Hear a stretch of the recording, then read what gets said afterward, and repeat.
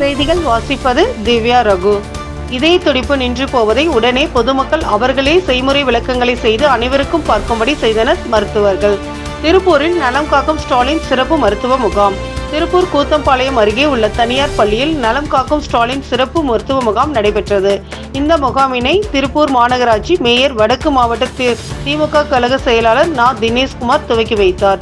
இந்த முகாமில் இருதய நோய், பொது மருத்துவ சிகிச்சை, கர்ப்பிணி பெண்கள் சிகிச்சை, தொற்று நோய் சிகிச்சை, எலும்பு மூட்டு பிரிவு சிகிச்சை, பல் மருத்துவ பிரிவு சிகிச்சை, குழந்தைகள் நலப்பிரிவு சிகிச்சை, தோல் நோய் சிகிச்சை, கண் மருத்துவ சிகிச்சை, காசநோய் சிகிச்சை, சித்த மருத்துவ சிகிச்சை, நுரையீரல் நோய் சிகிச்சை முகாம்கள் தனித்தனியாக நடைபெற்றது. மேலும் கர்ப்பிணி பெண்களுக்கு ஊட்டச்சத்து பெட்டகம் வழங்கப்பட்டது.